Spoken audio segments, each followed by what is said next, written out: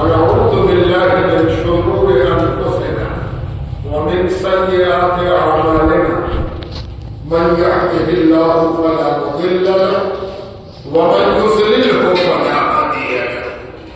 ونشهد أن لا إله إلا الله وحده لا شريك له ونشهد أن سيدنا ومولانا محمدا عبده ورسوله أما بعد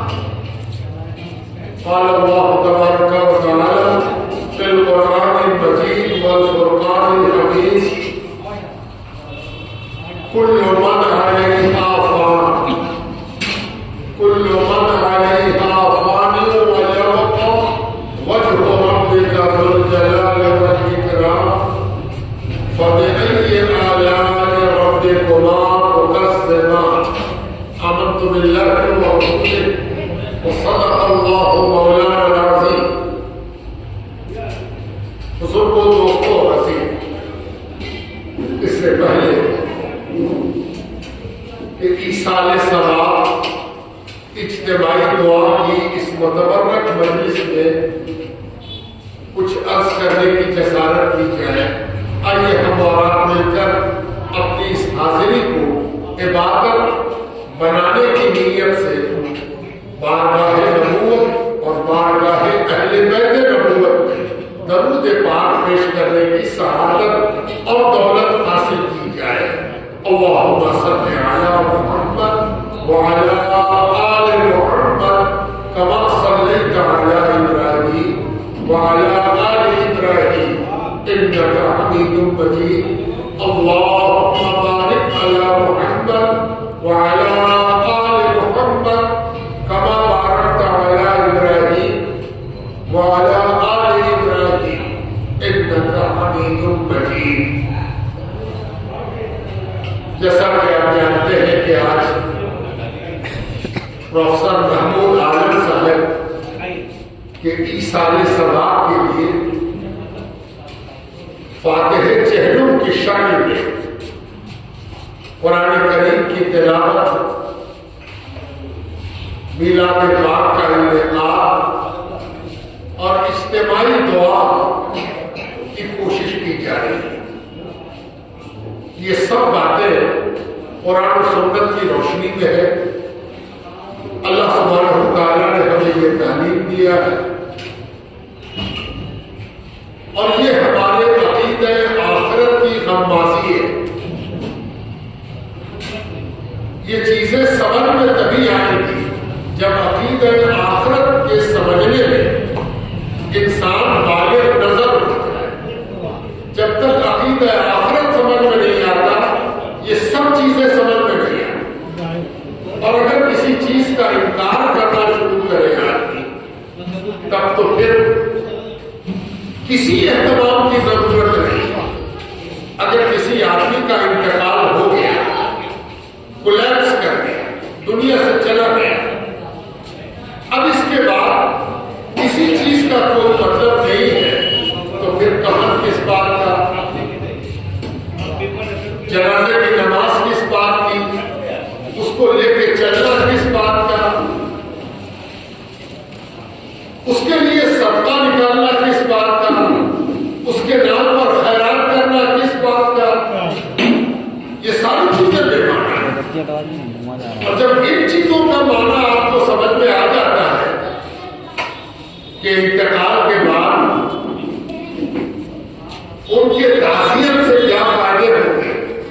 ان کے حصہ اور اقربا سے کیسے ملنا ہے حصہ اور اقربا کو اپنے دنیا سے چلے جانے والے ماں باپ کے لیے کیا کرنا چاہیے اس کے بارے میں جو کچھ دین نے بتایا ہے وہ سب سمجھ میں آنے لگے گا بشرطے کے عقیدہ آخرت سمجھ میں آئے اسلام نے جو عقیدہ آخرت دیا اس کی خوبی یہ ہے کہ یہ سب سے پہلے تو اللہ رب العزت کے بلا شک و شبہ فرمان پر منحصر ہے یہ گمان نہیں ہے یہ فلسفہ نہیں ہے کہ کسی نے سوچا ہو اور کسی کسی نے اس کو اپنی عقل کے سہارے پیدا کر دیا، بلکہ یہ قرآن کریم اور حضور پاک علیہ السلام کے ارشادات پر مبنی عقیدہ ہے، اور یہ وہ بنیادی عقیدہ ہے جس پر عقیدہ توحید اور رسالت کی بنیاد ہے۔ اگر عقیدہ آخرت ہٹا دیا جائے تو کوئی خدا کو خدا مانے نہ مانے، ایک مانے، دو مانے، چار مانے، نبی مانے نہ مانے، جس نبی کو چاہے مانے اور نہ مانے، اگر آخرت کوئی چیز نہیں ہے تب تو منمانی کی دنیا ہے اور ہم سب منمانی کے لیے آزاد ہیں۔ لیکن عقیدہ آخرت اگر کوئی چیز ہے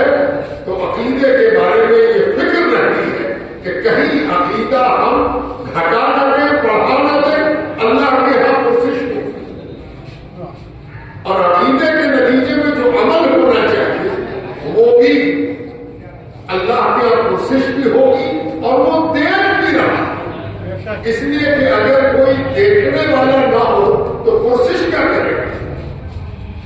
پرسش کرنے والا اگر حاضر و ناظر نہ ہو تو پھر پرسش کیا مانا ہے؟ اور اسی لیے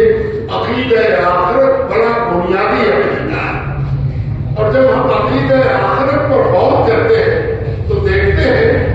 کہ اس دنیا میں جو بھی آیا ہے سب کو جانا ہے، کوئی رہا نہیں، سب کو چلے جانا ہے، اور چلے جانے سے غم بھی ہوگا، دکھ بھی ہوگا، اور یہ دکھ فطری ہے، نیچرل ہے، بناوٹی نہیں ہے۔ کلیجے کا پھٹ جانا، جینے کا مشکل لگنا، یہ بالکل نیچرل ہے۔ تو جب کسی کا دنیا سے چلا جانا ہمیں دکھتا ہے، ہمیں درد دیتا ہے، ہمیں پریشان کرتا ہے، ہمیں بلبلا دیتا ہے، تو اللہ تعالیٰ نے اس کا ذکر کر کے نعمتوں کی فہرست میں اضافہ کیوں کیا؟ ایک بڑا اہم سوال ہے۔ نعمت تو آرام کو کہتے ہیں، نعمت تو آسائش کو کہتے ہیں، نعمت تو کچھ پانے کو کہتے ہیں، نعمت کھونے کا نام کب سے ہو گیا؟ کہ اللہ تبارک و تعالیٰ نے جانے والے کا ذکر کیا اور کہا کہ کل من علیہا فان، جو بھی ہے اس کو فنا ہونا ہے۔ مجھے یاد آتا ہے کہ ایک روایت پڑھی کہ کل من علیہا فان جب فرشتوں کے علم میں آیا تو فرشتوں نے سمجھا کہ ہاتھ کی زمین کی طرف پلٹ رہی ہے، یعنی جو کچھ زمین پر ہے اس کو فنا ہونا۔ اور یہ سوچ کر تھوڑی دیر کے لیے ان کو یہ آرام ہوا کہ ہمیں فنا نہیں ہے، لیکن جب اس آیت کا معنی کھولتی ہوئی دوسری آیت اتری کل نفس ذائقۃ الموت، تو فرشتوں کو بھی جھرجھری آ گئی کہ نہیں، صرف زمین والوں کو فنا نہیں ہے بلکہ اللہ کے علاوہ سب کو فنا ہے، اس لیے کہ کل نفس ذائقۃ الموت۔ اب سوال یہ ہے کہ جب فنا ہونا ہے، مٹ جانا ہے، اور بقا صرف اللہ کے لیے ہے، تو پھر اللہ نے ٹیپ کا بند اس کے ساتھ یہ کیوں جوڑا کہ جو کون کون نعمتوں کو میرے تم جھٹلاؤ گے؟ یہ ٹکڑا جو بار بار سورہ رحمان میں دہرایا جا رہا ہے، یہ ٹکڑا پروردگار نے فنا کی آیت کے ساتھ کیوں جوڑا؟ یہ بڑا اہم سوال ہے۔ اور جب بھی آپ مطالعے سے گزرے گے اور قرآن کا مطالعہ کرتے ہوئے تھوڑا سا اس کے معنی پر بھی اپنی توجہ مرکوز کریں گے تو آپ کے دل میں بھی یہ سوال اٹھے گا کہ فَبِأَيِّ آلَاءِ رَبِّكُمَا تُكَذِّبَانِ، یہ نعمتوں کے لیے آیا ہے کہ تم میری کن کن نعمتوں کو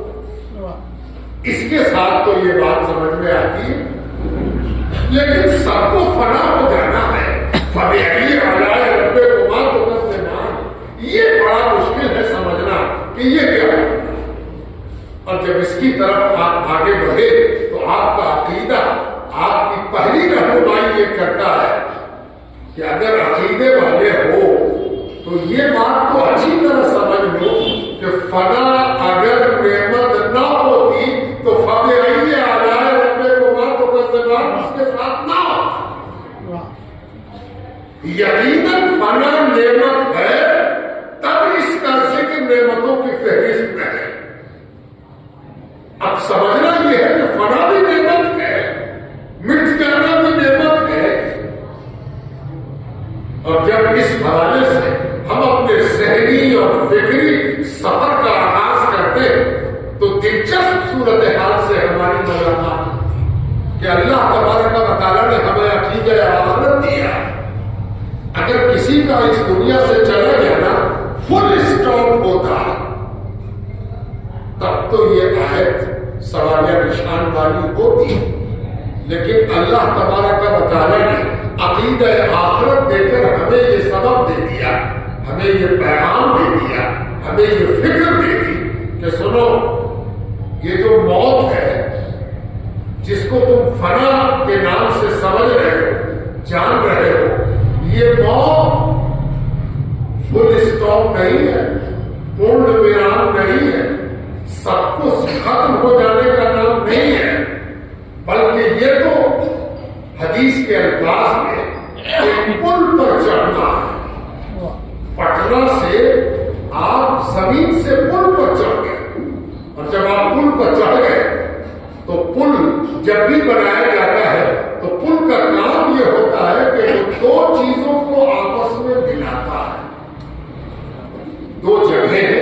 दो मकाम है, दो मंजिल है, दो घाटी है, दो दुनिया है, इन दोनों को मिलाने का काम ब्रिज का है। और मौत क्या है? ब्रिज है, सेतु है,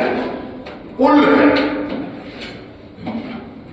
अरबी में उसके लिए लफ्ज इस्तेमाल हुआ है जसर। अलमौत जसर क्या करती है कि पहला काम इसका यह है कि इस दुनिया से ले जाकर किसी और दुनिया से मिला देती। सीधे माना में समझाते हैं तो इस दुनिया से निकले और दूसरी दुनिया तक पहुंचे। पहुंचने के लिए एक पुल जरूरी है, इसलिए कि बीच में कोई ऐसा रास्ता नहीं है जिससे इस दुनिया से उस दुनिया में जाया जा सके, सिवाय इसके कि एक पुल, और उस पुल का नाम, उस पुलिया का नाम, उस ब्रिज का नाम मौत है। अब देखना ये है कि इस दुनिया से निकलकर हम जिस दुनिया में जा रहे हैं, अगर वो दुनिया हमारे लिए इस दुनिया से बेहतर है तो उस दुनिया में जाना और इस पुल पर चढ़ के जाना भी इनाम होगा। और अगर इस दुनिया से चलकर जिस दुनिया में हम जा रहे हैं वो इस दुनिया से बदतर है तो यकीनन उस पुल पर चढ़ना अजाब होगा और उस दुनिया में पहुंचना भी अजाब होगा। तो उसका नेमत की फहरिस्त में जिक्र होना सवालिया निशान लगेगा। और यही दीन है जो हमें ये सिखाता है कि देखो, पुल पर तो तुमको चढ़ना ही है। पुल पर चढ़े बगैर काम चलेगा नहीं, इसलिए कि तुम्हारी मंजिल वो दुनिया है और उस दुनिया तक जाने के लिए पुल लाजमी है। अब तुमको ये तैयारी करनी है कि उस दुनिया के लिए हम क्या कर रहे हैं। बिल्कुल उसी तरह जैसे एक आदमी कमाने के लिए गांव से शहर आता है, इस दुनिया में नौकरी करने के लिए अपना वतन छोड़ के किसी दूसरी जगह पहुंचता है। यहां से अरब चला जाता है, ईरान चला जाता है, यूरोप चला जाता है, अमेरिका चला जाता है, लेकिन उसका जाना मंजिल नहीं होता। वो पूरी कोशिश करता है कि हम जहां कमाने आए हैं, कमा के हमको वापस पलटना है और सारी तैयारी उस दुनिया के लिए करनी है जहां जाके हमको रखना है। यहां तो हम कमाने आए, यानी कमाने के लिए जाना एक ऐसे ब्रिज पर चढ़ना है जो खूबी के साथ हमको वापस उस दुनिया में पहुंचा दे जहां से हम चल के आए। और जब कोई इसकी तैयारी में कामयाब हो जाता है तो आपको रश्क होता है, आपको हैरत होती है कि एक कच्चे मकान का बेटा अरब चला गया, और जब वो अरब गया तो बड़ी मुश्किल से गया था। माँ बाप परेशान थे, बड़ी मुश्किल से किराए का पैसा देता, बड़ी मुश्किल से उसके वीजे का पैसा होता, اور جب وہ وہاں گیا 2-4 سال کے بعد واپس پلٹا تو ماں باپ کے چہرے پر خوشی ہے، اولاد کا بدن دیکھ کے حیرت ہوئی کہ یہی لڑکا گیا تھا۔ اس کے بدن کا کپڑا دھیرے دھیرے وہ کچا مکان پکے میں بدلا اور دھیرے دھیرے مکان کا احاطہ بھی بلند ہو گیا اور ماں باپ کے چہرے پر شگفتگی بھی آ گئی۔ اور دیکھتے دیکھتے جب وہ واپس پلٹ کے آیا تو وہ جانے والا تو تھا ہی نہیں جو پلٹ کے آیا، شکل بدل گئی، روپ بدل گیا۔ کیوں؟ اس لیے کہ وہ جہاں گیا تھا وہاں اس کو ہر لمحہ یہ خیال رہا کہ ہم عرب کے نہیں ہیں، ہم امریکہ کے نہیں ہیں، ہم یورپ کے نہیں ہیں، ہمیں تو واپس پلٹ کے پٹنہ جانا ہے اور پٹنہ میں اپنی زندگی کو بہتر سے بہتر بنانا ہے۔ تب جا کے اس کی زندگی کامیاب ہوئی، ورنہ اگر وہ اس غلط فہمی میں ہوتا کہ ہم جہاں کمانے آئے ہیں وہیں بس جائیں تو اس کا اصلی گھر برباد ہوتا اور اس کی پہچان پہلے سے بھی زیادہ بنیا میں فَبِأَيِّ آلَاءِ رَبِّكُمَا تُكَذِّبَانِ۔ تم کو اس دنیا میں مٹ جانا ہے، اس لیے کہ اس دنیا میں تم کہیں سے آئے ہو اور جس دنیا سے آئے ہو وہاں پلٹ جانا ہے۔ اگر پلٹنا کامیاب ہے تو تم بھی پڑھو گے فَبِأَيِّ آلَاءِ رَبِّكُمَا تُكَذِّبَانِ۔ حدیث میں آتا ہے کہ جب کوئی نیک عمل کرنے والا دنیا سے جاتا ہے تو اس کے جانے کی جو گھڑی ہوتی ہے وہ حدیث کے مفہوم کے مطابق ایسی ہوتی ہے جیسے بیماری کے عالم میں، موت کے سکرات کے عالم میں، موت کی تکلیف میں کوئی ایسی چیز دیکھ لے جس کو دیکھ کے دل خوش ہو جائے، یعنی ملک الموت اس کے سامنے اس قدر خوشنما شکل میں آتے ہیں اور ایسے توازوں کے ساتھ آتے ہیں، ایسی ناز برداری کے ساتھ آتے ہیں، ہے نا، ناز برداری کا لفظ بھی استعمال کر رہا ہوں اور سوچ سمجھ کے کر رہا ہوں۔ آپ کو یاد ہوگا کہ حضور پاک علیہ السلام نے خود بیان فرمایا کہ ملک الموت آئے اور پوچھ رہے ہیں کہ آپ کو اپنی زندگی کا اختیار دیا گیا ہے، جیسا کہیے، ذرا دیکھیے گا ناز برداری کہ ملک الموت کسی سے آپشن نہیں پوچھتے، ریمیڈی نہیں پوچھتے، لیکن یہ حضور پاک علیہ السلام ہے جن سے کہا جا رہا ہے، ملک الموت عرض کر رہے ہیں اے اللہ کے محبوب، اگر آپ اپنی زندگی کے بارے میں جو فیصلہ کریں گے وہ ہم پر نافذ ہوگا۔ اگر آپ رخصتی کے لیے تیار ہیں تو ہم اپنا عمل انجام دیں، اور اگر آپ کہیں کہ نہیں ابھی نہیں تو ہم رخصت ہوئے چاہتے ہیں۔ یہ ناز برداری ہے۔ اور حضور صلی اللہ علیہ وسلم نے جو جواب دیا ہے وہ بھی حدیث میں نقل ہوا ہے کہ حضور پاک علیہ السلام اس وقت ایک عمل میں مصروف تھے۔ روایت میں آیا ہے کہ حضور صلی اللہ علیہ وسلم نے اس وقت آپ کے چہرے انور کو دیکھ کر ام المومنین حضرت عائشہ صدیقہ رضی اللہ تعالی عنہا کو ایسا خیال گزرا کہ حضور کو مسواک بہت پسند ہے، شاید حضور مسواک کرنا چاہتے ہیں۔ اسی وقت حضرت عائشہ کے ایک عزیز ایک مسواک لیے ہوئے حجرے میں داخل ہوئے، تو حضرت عائشہ نے پوچھا کہ کیا یہ مسواک تو مجھے دو گے؟ انہوں نے کہا لیجیے، نئی مسواک ہے، حاضر ہے۔ انہوں نے مسواک لیا اور حضور صلی اللہ علیہ وسلم کے چہرے انور کی طرف دیکھا تو حدیث میں آتا ہے کہ حضرت عائشہ کہتی ہے کہ میں نے دیکھا کہ حضور کے چہرے پر پسندیدگی کے خیال ظاہر ہوا کہ پسندیدہ چیز سامنے آ گئی، ایسا لگا کہ حضور پسند فرما رہے ہیں۔ تو حضرت عائشہ نے آسانی کے لیے اس کے آگے کے حصے کو نرم کیا، اپنے دانت سے نرم کیا، نرم کر دیا اور پھر حضور کی طرف بڑھایا تو حضور نے وہ مسواک لے لی اور لے کر مسواک منہ میں لگایا تھا کہ ملک الموت آ گیا اور ملک الموت آئے، سلام عرض کیا، اجازت طلب کی، اے اللہ کے رسول، اے اللہ کے حبیب، کیا آپ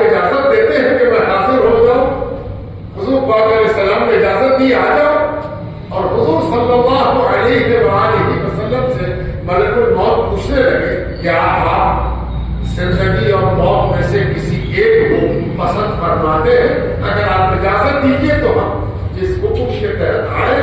اس کام کو انجام دیں۔ حضور کا جواب سنیے اور دیکھیے کیا مقام ہے اور کیا فرشتے کی ناز برداری ہے کہ حضور کا جواب نقل ہوا ہے کہ حضور نے فرمایا میں اپنا کام کرتا ہوں تم اپنا کام، میں اپنا کام کرتا ہوں تم اپنا کام کرو۔ میں تو مسواک اس لیے کر رہا ہوں کہ رب سے اپنے پروردگار سے جو مناجات ہوگی، جو بات چیت ہوگی، جو تکلم ہوگا، جو ملاقات ہوگی، اس کے لیے مسواک ہو جائے۔ اب تم اپنا کام کرو، ہم اپنا کام۔ فبأي آلاء ربكما تكذبان، یہ حضور صلی اللہ علیہ وآلہ وسلم ہے۔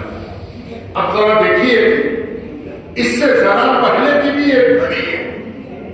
اس گھڑی کو بھی یاد کی کہ حضور اپنے حجرے میں بستر عدالت پر ہیں، اٹھ نہیں پا رہے، نزاکت اور کمزوری، نزاکت سب موجود ہے۔ حضور صلی اللہ علیہ وسلم اس لائق نہیں ہے بظاہر کہ کھڑے ہو کر اپنے پیروں پر چل سکے، اتنی کمزوری ہے، ایسی تکلیف ہے۔ ایسے میں سیدہ فاطمہ زہرا بار بار آتی ہے اور جاتی ہے، آئی زیارت کیا، پریشان طبیعت ہے، طبیعت مزمحل ہے، چہرے کا سارا اثر بتا رہا ہے کہ ہم سے چور ہے۔ آتی ہے حضور پاک علیہ السلام کے قریب ہوتی ہے، چلی جاتی ہے، پھر آتی ہے، پھر چلی جاتی ہے۔ ٹھیک مثال کے پہلے حضرت عائشہ آئی تو حضور نے بلایا ادھر، قریب گئی، کہا اور قریب، کہا اور قریب، حضرت عائشہ اور قریب ہوئی۔ تو جب آدمی قریب ہوتا ہے تو سارا ملمہ اتر جاتا ہے، سارے تکلفات دور ہونے کی وجہ سے جیسے ہی آدمی نزدیک ہوتا ہے تکلفات ہٹ جاتے ہیں۔ حضرت فاطمہ زہرا قریب ہوئی تو بے ساختہ رونا آیا، اب تو جدائی کا وقت قریب ہے، بے ساختہ۔ تو حضور پاک علیہ السلام نے کچھ پوچھا، سیدہ فاطمہ زہرا نے اللہ عالم کیا جواب دیا، بلکہ اور تیز رونے لگے۔ تو حضور صلی اللہ علیہ وسلم نے ان سے کہا آؤ قریب، آپ قریب آئے، اور قریب، اتنی قریب ہو گئی کہ ان کے کان کے پاس حضور کا منہ آ گیا۔ تو حضور نے کچھ فرمایا، کچھ کہا، حضور نے جو کچھ کہا تو سیدہ فاطمہ زہرا کا چہرہ کھل خوش ہو گئی، ایسا خوش ہوئی کہ دندان مبارک ظاہر ہو گیا۔ خوشی کا یہ عالم ہوا، یعنی غم سے خوشی فائق ہو گئی، غم پر خوشی غالب آ گئی۔ یہ عجیب منظر تھا۔ ام المومنین عائشہ صدیقہ اس کی راویہ وہی ہے، وہ کہتی ہے میں نے فاطمہ کو دیکھا تھا کہ ان سے زیادہ غم کسی کو نہیں تھا، لیکن میں نے فاطمہ کو دیکھا کہ پتہ نہیں حضور نے کیا کہا کہ یہ اس طرح مسکرائی بلکہ ہنس پڑی کہ دندان مبارک ظاہر ہو گئے۔ مجھے بڑی حیرت ہوئی کہ آج تک ایسا غم نہیں دیکھا جس غم پر خوشی غالب آ جائے، یہاں تک کہ حضور رخصت ہو رہے ہیں، اور حضور رخصت ہو گئے، حضور رخصت ہو گئے۔ کچھ وقفہ گزرا، ایک روز حضرت عائشہ صدیقہ نے سیدہ فاطمہ زہرا کا ہاتھ پکڑا اور کہا فاطمہ تم سے بڑی ضروری بات۔ کہا بولیے کیا بات؟ کہنے لگی اس دن یاد ہے جب حضور دنیا سے رخصت ہو رہے تھے تو تم غمزدہ تھی اور تم سے زیادہ غمزدہ کوئی نہیں تھی، لیکن میں نے ایک عجیب بات نوٹ کی کہ تم حضور کے پاس آئی اور حضور نے تم کو قریب کیا اور قریب کیا اور قریب کیا، تم جھک گئے حضور پر، اتنا جھکی کہ حضور نے تم سے کچھ کہا، پتہ نہیں تم سے کیا جواب دیا، پھر حضور نے کچھ تم سے کہا اور تمہارا غم خوشی سے بدل گیا. آخر وہ کیا بات تھی؟ وہ کیا معاملہ تھا؟ کیا ہوا تھا؟ حضور نے کیا کہا؟ سیدہ فاطمہ زہرا نے کہا یہ تو میرا اور سرکار دو عالم کا راز ہے، میرے بابا جان کا اور میرا راز ہے، میں آپ کو کیسے بتاؤں؟ کہا فاطمہ تم کو اسی کی قسم ہے کہ جو تم کو اس روئے زمین پر سب سے زیادہ مانتا اور چاہتا تھا، اور تم جس کو اس روئے زمین پر سب سے زیادہ مانتی اور چاہتی تھی، تم ہمیں بتا دو کہ کیا کہا. سیدہ فاطمہ زہرا کہتی ہے کہ آپ نے ایسی قسم یاد دلا دیا کہ میں مجبور ہوں کہ حضور نے مجھ سے یہ پوچھا تھا کہ فاطمہ میرے جانے کا بہت غم ہے، تو میں کیا جواب دیتی؟ میری رقت میں اور اضافہ ہو گیا، میرا غم بکھر گیا، میرا دل پھٹ گیا، میں کیا جواب دوں؟ نہ ہاں کہا نہ کہا، لیکن حضور جانتے تھے کہ میرا غم کیسا تھا. جب حضور نے دیکھا کہ میں اس قدر غم زدہ ہوں تو حضور نے مجھ کو اور طرح کیا اور میرے کام میں اتنا کہا کہ فاطمہ معلوم ہے میرے بعد سب سے پہلے مجھ سے کون ملے گا؟ فاطمہ میرے بعد جب ہم اس دنیا سے چلے جائیں گے تو سب سے پہلے ہم سے کون ملے گا معلوم ہے؟ وہ تم ہوگی. تو حضور کے بچھڑنے کا غم میری موت کے باوجود میرے لیے خوشی کا سبب بن گیا کہ میں سب سے پہلے حضور سے ملا.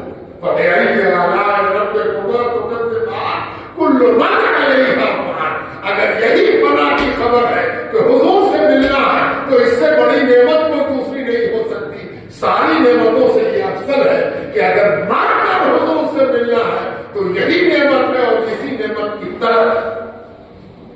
بزرگوں دوستوں محمود عالم دنیا سے چلے گئے. محمود عالم تقریر کے بڑے شاعر تھے اور بڑے اچھے پارکھی بھی تھے. وہ مقرروں کو بہت اچھی طرح اپنے پیمانے پر کستے تھے اور اچھی تقریر سننے کے لیے وہ مسجد بھی جاتے تھے، خانقاہ بھی جاتے تھے، امام باڑہ بھی جاتے تھے. اچھی تقریر سننا ان کا شوق بھی تھا. آج انہی کے فاتح چہروں کے لیے ہم اور آپ جمع ہیں. یاد رکھیے حدیث میں آتا ہے کہ نیک عمل والے کے پاس جب ملک الموت آتے ہیں تو اس خوبصورت لباس میں آتے ہیں، اس خوبصورت شکل و صورت کے ساتھ آتے ہیں اور بیہیویئر ان کا اتنا اچھا ہوتا ہے کہ جس کو دنیا سے جانا ہے وہ یہ مان لیتا ہے کہ اس سے اچھا آدمی بظاہر شکل و صورت میں آدمی کی شکل میں کوئی دوسرا ہے نہیں. یہ تو سب سے اچھا بلانے والا ہے، ایسا دعوت دینے والا آیا ہے اور اس اخلاق، اس فروتنی اور اس